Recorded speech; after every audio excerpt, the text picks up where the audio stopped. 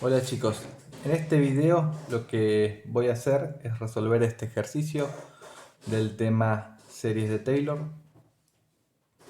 parecido a los que solemos tomar en los parciales.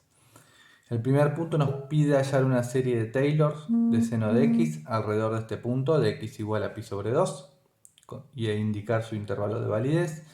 El segundo punto nos está pidiendo un polinomio de grado 2 de Taylor de seno de x alrededor de este punto con su gráfica, usar ese polinomio para hallar este límite por el tema de orden de magnitud y finalmente nos dan algunos datos, tercer inciso, nada que ver con los dos anteriores, nos dan datos de una función de g de x, cuánto vale g de 2, g' de 2, g segunda de 2, una cota para g tercera de x y me piden estimar g de 3 medio y una cota superior del error. Arrancamos con el primero. Me piden la serie de Taylor de seno de x centrado en pi sobre 2. No me están pidiendo que puedo partir de una serie conocida, así que no me va a quedar otra que desarrollar todo el procedimiento de Taylor. Sin embargo, una aclaración acá, que como me lo piden alrededor de pi sobre 2, entonces tampoco es que podría partir de seno de x, no llego a nada.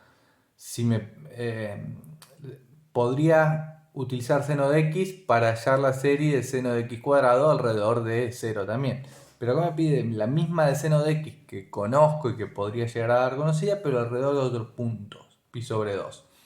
Entonces no me queda otra que hallar todo el desarrollo. Lo primero que me decía el desarrollo es hallar todas las derivadas para armar el polinomio de Taylor. Entonces lo que vamos a encontrar es cuánto vale f en pi sobre 2, que es seno en pi sobre 2, que es 1. Cuánto vale f' en pi sobre 2, que es igual a coseno en pi sobre 2, que es igual a 0. Cuánto vale f segunda en pi sobre 2, que es igual a menos seno en pi sobre 2, que es igual a menos 1. Cuánto vale f tercera en pi sobre 2, que es igual a menos coseno en pi sobre 2, que es igual a 0. Cuánto vale f cuarta en pi sobre 2, que es igual a seno en pi sobre 2, que es igual a 1. Y acá puedo ver que se empieza a repetir. Entonces podría armar mi polinomio de Taylor p sub n de x como f en 0 más f' en 0 que vale 0 más f segunda en 0 sobre 2 factorial por x menos pi sobre 2 al cuadrado más f tercera en pi sobre 2 que vale 0 sobre 3 factorial por x menos 2 al cubo más f cuarta que es 1 sobre 4 factorial por x menos 2 a la cuarta, acá menos pi sobre 2 a la cuarta, más, y así hasta el término enésimo, que es f enésima en pi sobre 2 sobre n factorial por x menos pi sobre 2 a la n. Si pongo un polinomio de grado n, acuérdense que termina en un término de grado n. No lo podría haber terminado en puntos suspensivos, porque si lo termino así estoy diciendo que esto no termina nunca. Es como dar una serie. Digo que es el polinomio de grado n, termina en el término del grado n. Tengan cuidado cuando ponen estos iguales, que realmente lo que pongan de un lado y del otro lado de la igualdad tenga sentido. Podemos ver en este polinomio que todos, y también en las derivadas, que todos los términos pares, de potencias pares, varían en 1 menos 1 o 1 menos 1, y todos los impares son ceros. Entonces, mi f de x era mi polinomio n más el residuo de Taylor, que se aplicaba, y lo que habíamos visto en la teoría es que se aplicaba el límite a ambos lados, o hacía un polinomio cada vez más grande. Si puedo demostrar que el residuo es más chico cada vez y en el límite tiende a cero, entonces en el límite f de x va a tender a la serie que puedo construir haciendo tender a n infinito. Entonces vamos a ver qué pasa,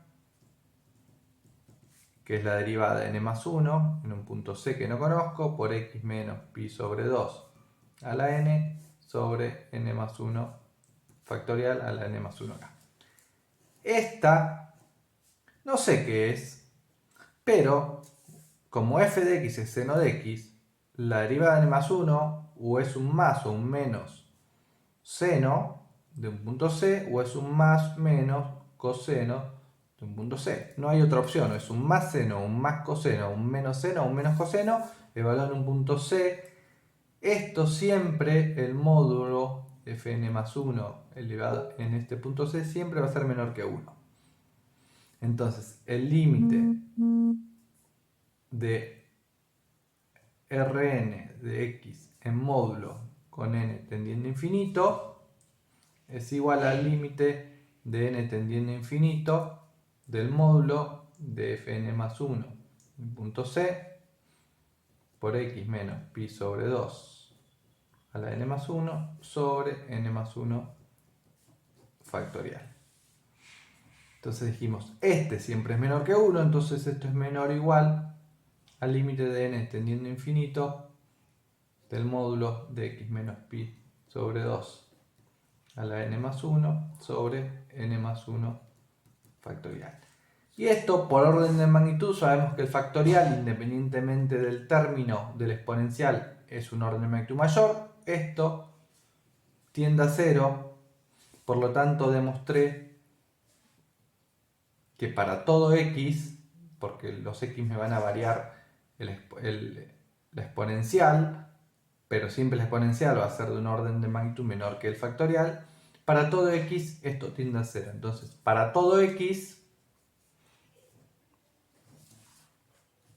puedo armar mi serie f de x en la sumatoria desde n igual a 0 a infinito de, fíjense, tengo solamente los términos pares, tengo una alternancia 1 menos 1, 1 menos 1, entonces tengo un menos 1 a la n, y es a la n o a la n más 1, dependiendo cuál es el primer término. El primer término es positivo, y si arranco en 0, para que el primer término sea positivo, acá es a la n. Entonces está bien solamente a la n.